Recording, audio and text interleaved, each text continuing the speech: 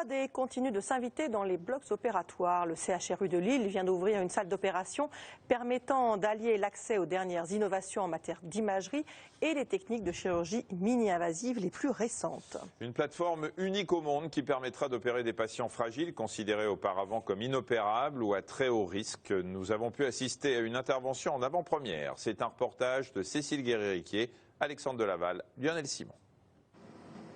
Dans une salle d'imagerie interventionnelle classique, le plafond ressemble à ça. Des rails dans tous les sens, un vrai casse-tête pour garantir une hygiène et une asepsie parfaite. Ce tout nouveau bloc opératoire permet de résoudre ce problème. Aujourd'hui, on a réussi à regrouper les avantages des deux types de salles dans cette nouvelle génération de salles hybrides qui est vraiment faite pour le bloc opératoire et qui amène les dernières techniques d'imagerie au sein du bloc opératoire. Dans cette nouvelle salle, entièrement robotisée, cette équipe va réparer un anévrisme de l'aorte abdominale. Chez ce patient, nous allons ouvrir les plis de laine et monter l'endoprothèse par les artères fémorales puis les artères iliaques pour aller la positionner au niveau de la partie malade de l'aorte pour exclure cette partie malade.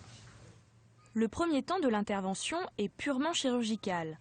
2 incisions sont pratiquées de chaque côté du bassin pour accéder aux artères qui permettront de faire passer les différents guides jusqu'à l'aorte. Donc on a maintenant fini le temps chirurgical. On va enlever les cialytiques et amener les écrans et amener le système d'imagerie. On fait venir maintenant le robot qui intègre le système d'imagerie. Il se déplace grâce à un faisceau laser et il sait exactement où il est.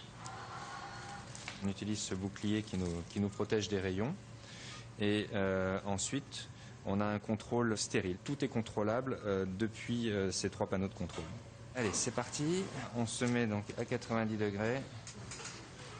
Ce que l'on observe sur l'écran ici, ce sont les images du scanner qui a été fait avant l'intervention. Et maintenant, ce que je vais rajouter en faisant des rayons, c'est les images des rayons au bloc opératoire. Et donc, je vais déplacer les images du scanner pour les positionner. On y est presque. Vous voyez, des images que je viens de faire au bloc opératoire se superposent parfaitement. Je vais enlever l'os et je vais intégrer les images uniquement de l'aorte. Le chirurgien peut reprendre son intervention. Il introduit par l'artère iliaque un cathéter qu'il fait remonter tout doucement jusque dans l'aorte. Une fois bien positionné, il retire progressivement la gaine qui enveloppe la prothèse. Vous allez voir la prothèse s'ouvrir en haut. Et hop, voilà, elle est complètement libérée et maintenant elle ne peut plus bouger. Elle est complètement fixée à la paroi de l'aorte.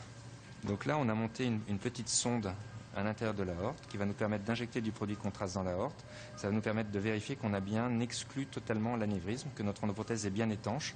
L'injection débute ici et vous voyez que les 2 artères rénales sont parfaitement bien perfusées. Uniquement l'intérieur de l'endoprothèse est alimenté avec ce sang coloré par le produit de contraste. On n'a plus du tout d'anévrisme. L'anévrisme a disparu, le montage est parfaitement étanche. Grâce à cette nouvelle salle, on arrive à faire des interventions, bien sûr qu'on réalisait déjà auparavant, mais maintenant on arrive à les faire avec un degré de précision en diminuant les doses de rayons que l'on fait pendant l'intervention, ce qui fait qu'il y a un vrai bénéfice pour le patient, pour nous. Grâce au degré de précision que l'on a aujourd'hui, on peut faire des interventions plus complexes et donc plus rapides, ce qui a un impact réel sur le suivi post-opératoire après l'intervention pour les patients. Environ 500 interventions seront pratiquées chaque année dans cette salle hybride qui fera partie du futur hôpital Cœur-Poumon de Lille, dont l'ouverture est prévue courant 2015. Impressionnant. On va terminer le journal.